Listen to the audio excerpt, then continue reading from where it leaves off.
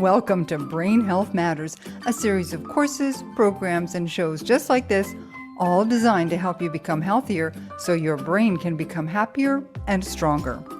This week, the complex relationship between your brain, your mouth, and sleep. Stay tuned. Brain Health Matters is brought to you by Don't Let the Memories Fade. Learn many enjoyable ways to enhance body, mind, and spirit with simple lifestyle changes that will help you improve your memory and your mind. You can create a healthier, more vibrant future with Don't Let the Memories Fade. Available in ebook and paperback on Amazon everywhere. Hello there and welcome. I'm Kate Kunkle, your host here at Brain Health Matters, and I have joining me today Dr. Scott Saunders.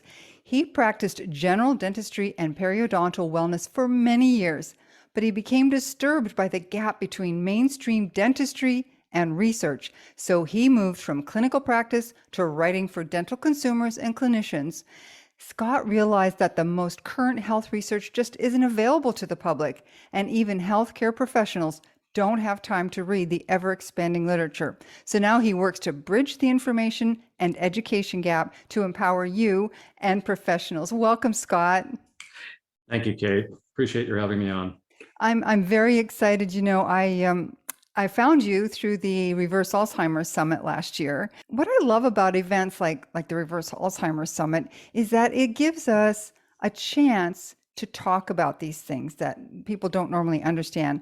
And one of the things that you say that I found very interesting is the seeds of Alzheimer's can actually begin in childhood. What do you mean by that?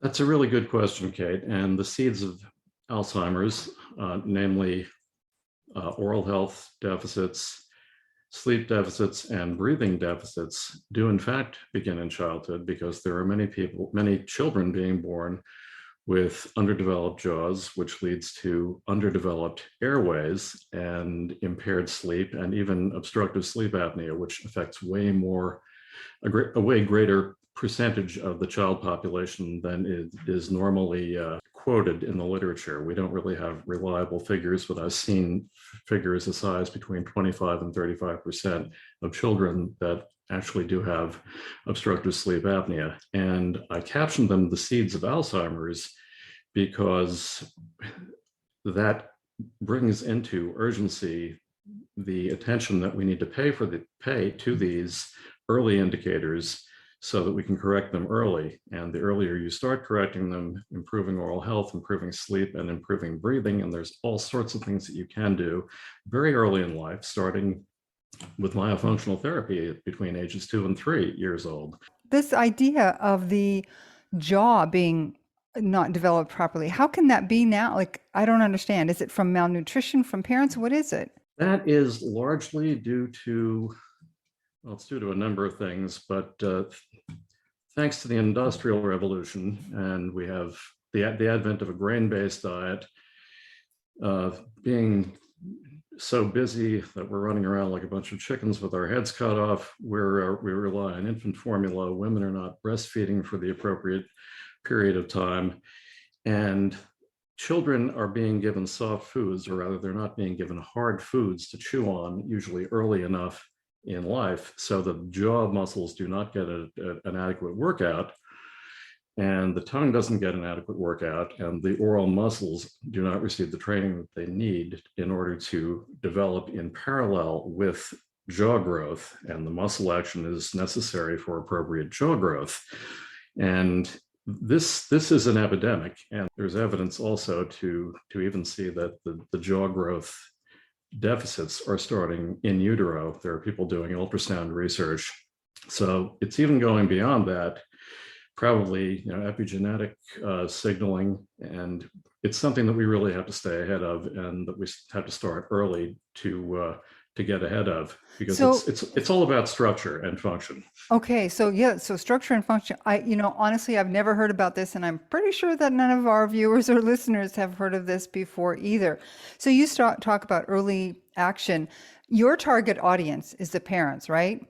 So Correct. How do we talk to them? How do we share this with them, that this could be a big concern for their child? One of the things that we've done is we put together this 39-page special report document.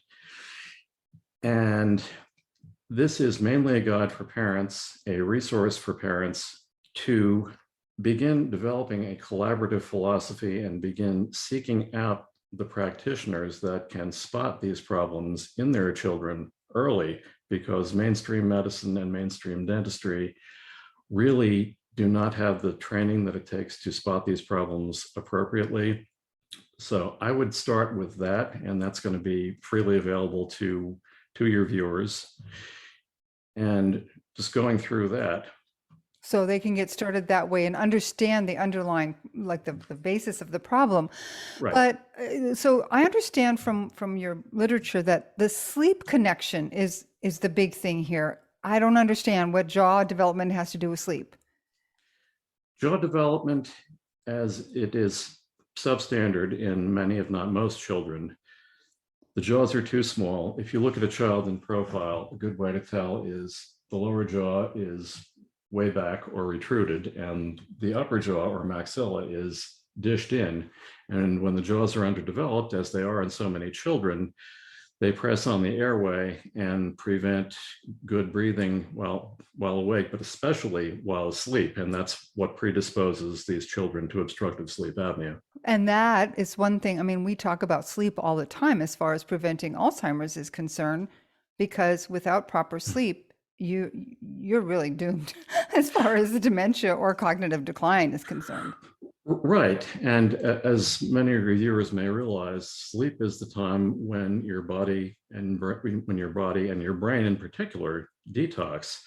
If you don't get solid, uninterrupted, deep sleep and REM sleep, the two critical phases, and if you don't get a cycle of 7 to 9 hours minimum, solid, uninterrupted sleep, then your brain is not able to detox. And that's what sets off this reaction of the brain reacting and, as you know, developing the amyloid plaques and tau tangles, which are actually a protective mechanism. And unfortunately, the medical world is targeting them as though they were the root cause of Alzheimer's. And of course, you know better, as anyone reading your book will discern in the first few pages. So it's all about detoxing your brain. It's all about helping your brain be healthy and helping your brain and your body heal themselves. And solid, uninterrupted, deep and REM sleep are critical for that. And starting in childhood is the best place to develop good sleep habits in kids. So that's number one. And I have seen fairly frequently in the last number of years that kids, even if they don't have underdeveloped jaws, even if they don't have those other problems, they are not sleeping well. Perhaps it's because of technology, perhaps it's because of the diet, but even say they were developed properly with the jaw, they are not getting the proper sleep, but neither are we. Right. As adults, and that's a big issue.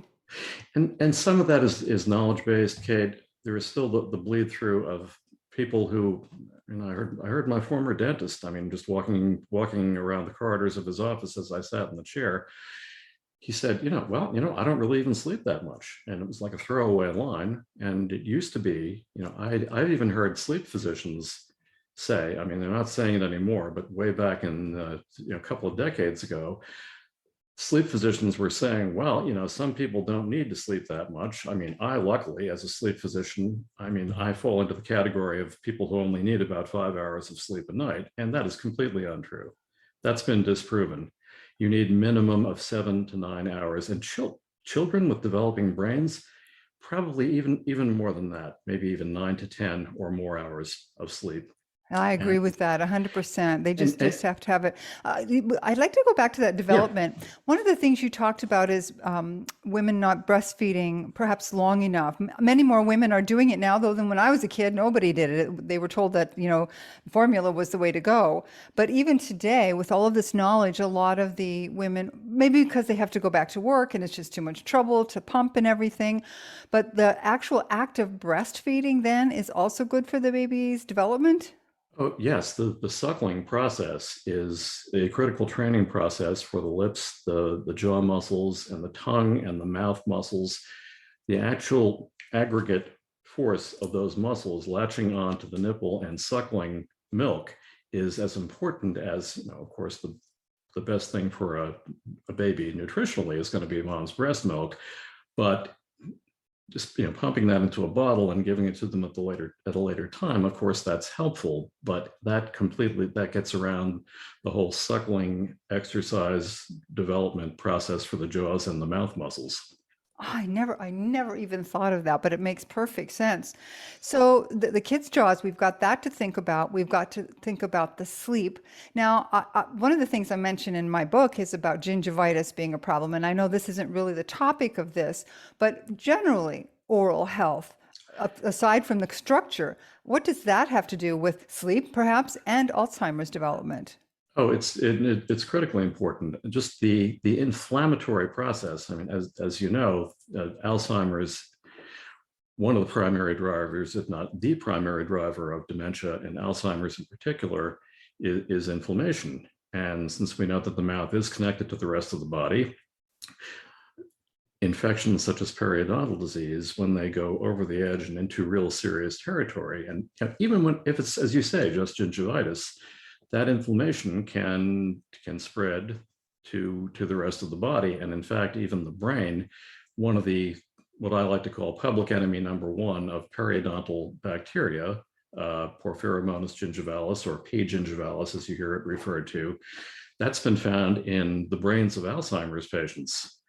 And it's been found in other systems as well. And that's the thing, the mouth connects to every other system in the body. And that theory, more than a theory in my book, but that bit of knowledge still has to catch on more thoroughly in a lot of circles.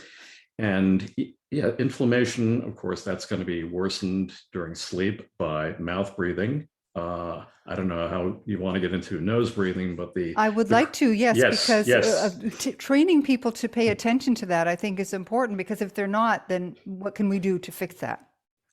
Right. And your viewers will see a big photo in our special report when they go through it of this little girl mouth breathing while she's asleep, and she's got her head back, and you can see, you look at her upper gums, and I don't have a lot of trouble picturing those gums are probably already a little bit inflamed because of the air that's being breathed in through the mouth and the interruption of salivary flow, which is, of course, how your gums and your teeth stay healthy. So that's how oral health and sleep interface. And that's how not getting enough sleep, or not breathing through your nose in particular while you sleep, is going to be a driver of inflammation and ultimately the seeds of Alzheimer's. And breathing only through the nose, as has been popularized in best-selling books by James Nestor and, of course, Patrick McKeown, whom I think you know, through Buteyko, nasal breathing is the only kind of breathing that we should do, because that's the way nature intended. And the nasal membranes put nitric oxide into the breathing air, which is beneficial, anti-inflammatory effect, blood pressure lowering effect, and breathing through the mouth simply bypasses that. And there were experiments with monkeys in the 60s, Egil Harvold, and James Nestor and his buddy did a study on themselves at Stanford, where they themselves plugged their nostrils for, I think it was something like 6 weeks. And it was like night and day. They like turned into different people.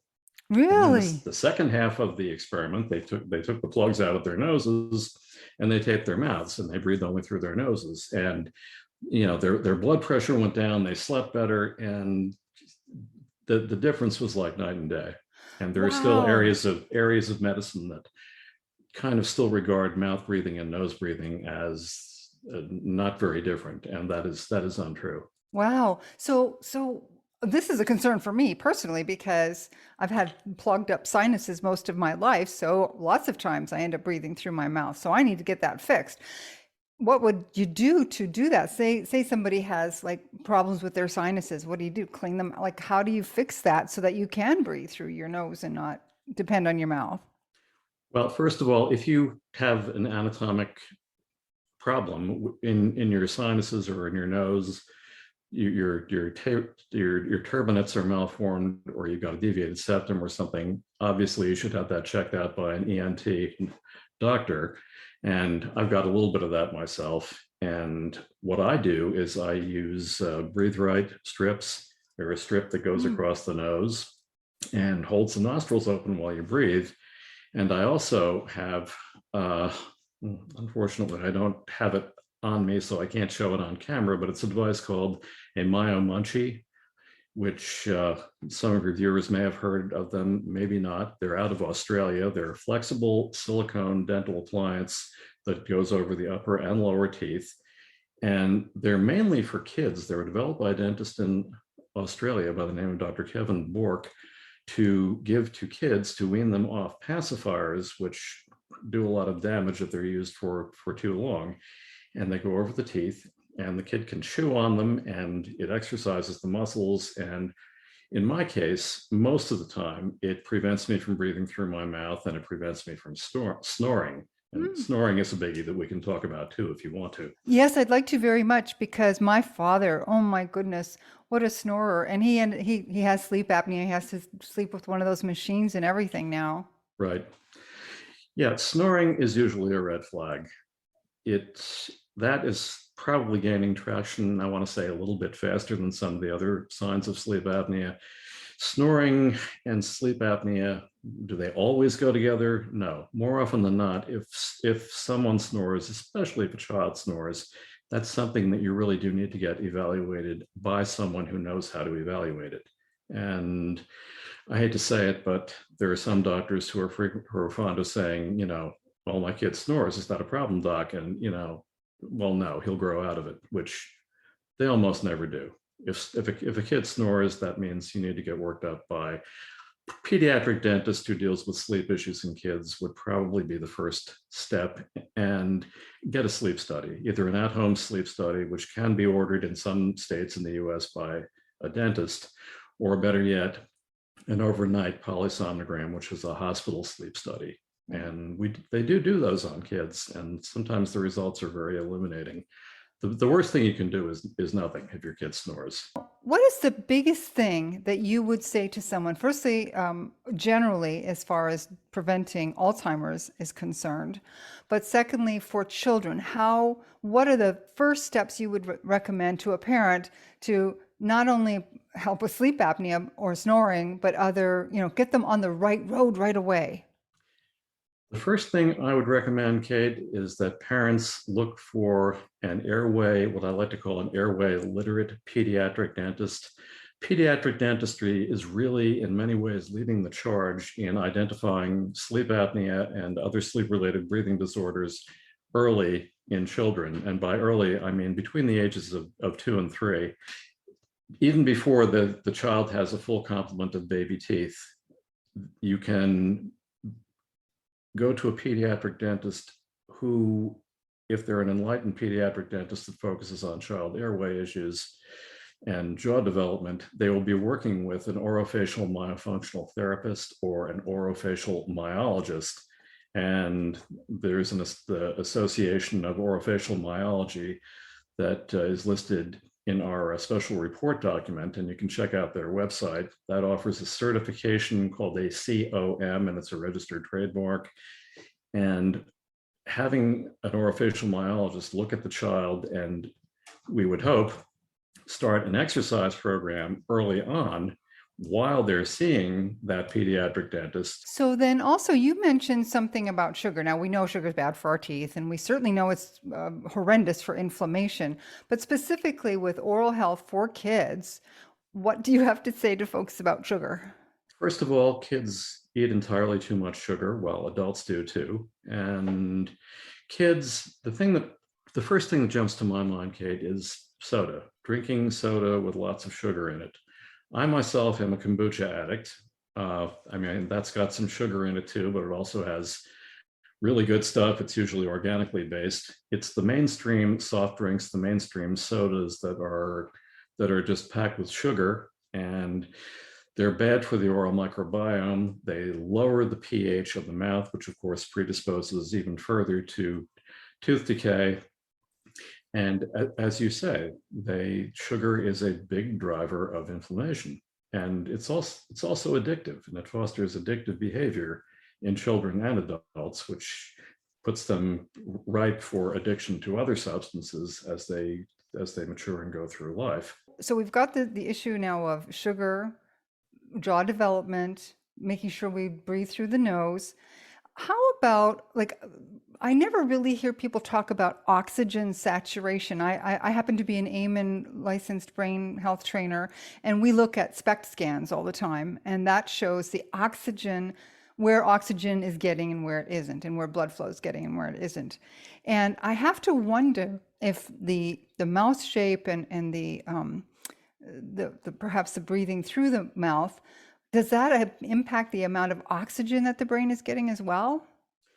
It can, but the main thing that adversely impacts the oxygen saturation and the amount, and accordingly the amount of oxygen that gets to the brain, are deficits in the airway, which is the tongue falling back into the airway. The airway, it's the upper airway itself, the throat collapsing such that when you go to take a breath during sleep, you can't because your airway is blocked. And sometimes that wakes you up. And I know I have a problem. I suffer myself from severe obstructive sleep apnea. And I have turned in myself some really low oxygen saturation numbers. Wow. You know, anything below about 90%. I mean, even 90% is pushing it. Yeah. And I'm not familiar with the SPECT scans that Dr. Amen does. I know he is a world leader in, you know, he's imaged more brains than any person in history, and he's doing excellent work. But looking at the SPECT scan data to be able to tell from that what areas of the brain are and are not getting the appropriate oxygen, that would be fascinating to look at. And some of these imaging studies are real godsends to let people know early on what's happening to their brain. I mean, we check our heart, we check our colon, whatever. I remember I think it was the first time that I interviewed Dr. Dale Bredesen. He said, "Well, you're 50 now. Maybe you should check your brain." So, and of course, Dr. Dale, now you work with Dr. Bredesen, don't you? Not on a daily basis, but I am one of the teachers of the certification modules for his RECODE, which is short for Reversal of Cognitive Decline training modules that dentists and physicians take to get certified. And I've interviewed him, I think, 3 times. The last one was last year. And I have tremendous admiration for him and for Apollo Health, for all of my other friends there, and you know what they are doing to educate physicians in Alzheimer's prevention and Alzheimer's reversal if you catch it at the appropriate time, and we're finding, you know, there are more and more things that we can do. And it's all about awareness. Yes. It's all about being aware of, you know, what's going on early, or some people diagnosed at close to an end stage. I know that's what happened to your mom. To your mom. Yeah. So even in some cases when it's fairly advanced, there can be some kind of turnaround, but obviously the earlier you start, the better. And yes, we do work with Apollo Health and with Dr. Bredesen, and we're definitely on the same page, and we promote each other and we work with each other to get each other's message out. And the Dale and the folks at Apollo Health have been just very good for Healthy Mouth Media, and we like to think that we've helped them out as well. Oh, I'm sure you have. This circle is so important. I'm so grateful that I've been able to tap into folks like yourself and Dr. Sanderson. She's going to be on the show next week. Yes. You know, creating that long-term care facility that she has. She's actually turning Alzheimer's around, even for people who are going into the facility. That's freaking amazing. It is. Is this Marana you're talking about? Yes. Mm-hmm. Yeah, a tremendous thing. And, you know, she's busy woman, tremendous doctor. And I don't know how she keeps all the plates in the air that she does, running summits, operating the clinic, seeing patients. And having a 3-year-old. Oh my goodness, yeah. I don't know either. I can't even imagine, but yes. Yeah. Heather is doing tremendous work. We are all, I believe, in this field so dedicated to helping people keep their minds. I say my tagline is losing your mind is a choice, because you have a choice. Once you know, you have a choice to follow through, to take these steps with your children, with your parents, with yourself, with your loved ones. We have a choice. And people, you have a choice to grab Dr. Saunders' 39-page report to Yes. learn more. Yeah, tell us a little bit. So how can they get that? Go to the Brain Health Matters website and the show notes for this interview, and there'll be a link there. Okay. And yeah, it's totally free, and it's just packed with resources. It's easy to read. It's got some really eye-opening photos, and it's got multiple pages of resources and links and websites that you can go to, and that's probably the best of the best of people who really get this problem, and societies of practitioners who are really in a position to do something about it and help parents and their kids breathe and sleep better and keep their brains healthier. Now, Correct. Can people work with you directly anymore? Or are you more like a clearinghouse of information and research? We're dedicated to making the world a healthier place, one math at a time, through education. We're basically research reporter experts, and we just talk to as many people as we can in these circles and try to share as much information as possible. And overlaying, my clinical practice experience and my own OSA experience, as well as my dental expertise. And although I have to say, a lot of the airway stuff I've learned probably in the last 5 to 6 years, because they don't teach that in dental school. But no, I do not work with patients directly. We will communicate with the caveat that, whatever response that I give does not constitute medical or dental advice. And we're kind of, driving home the spike with a vengeance in pointing to the direction of the resources, because those are the people that can help them. And it's my job to make people aware of, as you say, the choices that they have. And sometimes they don't know the choices. Exactly. They don't know what they don't know. Yeah. Sometimes physicians and dentists don't know what they don't know because they were not taught these things, these critical pieces of information in medical school and dental school. Right. The education process is just critical, and that really needs to kind of move into the 21st century. And you're talking about a cultural change here. Don't get me started going down that road, because I'll never shut up. Me either. but we're looking, you know what I'm talking about. We need to change the culture of medicine, dentistry, and neurology in particular. The way neurology sees Alzheimer's, and the fact that neurologists are still telling people, like they told you and your mom, it's like, put your affairs in order, there's nothing you can do. Yeah. Folks, that is not true. Read Dr. Bredesen's books, follow up the resources in my special report that you can download for free, and you will realize just how many choices you have out there to prevent and even reverse Alzheimer's disease. Yes, thank you so much for saying that. That is a perfect place to close this, because the idea is to empower with knowledge. And that's what we're doing here with Brain Health Matters. That's what you're doing with Healthy Mouth Media. You can also get a lot of information at Don't Let the Memories Fade through Dr. Bredesen's books. He does amazing work. And I have the Reverse Alzheimer's Summit is coming up in the month of June. There will be links all over the place for people to join that. There are so many resources for us that weren't available even a decade ago. So while there are many challenges now because of the food and other issues, we do have more information at our fingertips now if we choose to accept it. That's true.